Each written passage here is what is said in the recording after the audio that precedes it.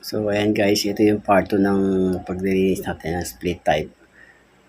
Ang issue nito guys kasi tumutulo na.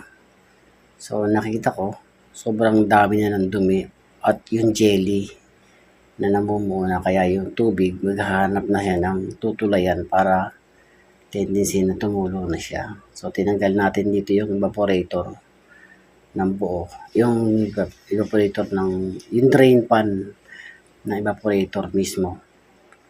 Ayan. Tsaka yung gilid na yan guys, dyan yan tumutulo. Pag yan sobrang dumi na at namuna yung jelly, maghahanap ng lalabasan talaga yung tubig dyan. Aapaw na yan. Kasi nga, sobrang punong-puno na siya ng dumi. Tignan nyo guys, ang linis oh. Hindi ko na kinalas yung blower. Drain pan na lang para sure ball na hindi tutulo. Eh yung drain pan mga guys oh. Diba? Sobrang linis. Ayun yung kinalas ko doon. Diba? Pati yung mga cover, ayan, yung filter, yung luber, tinanggal ko lahat yan para ma-general cleaning kahit hindi na natin i-pump down. Malinisan ng gusto at malinisan ng tamang proseso.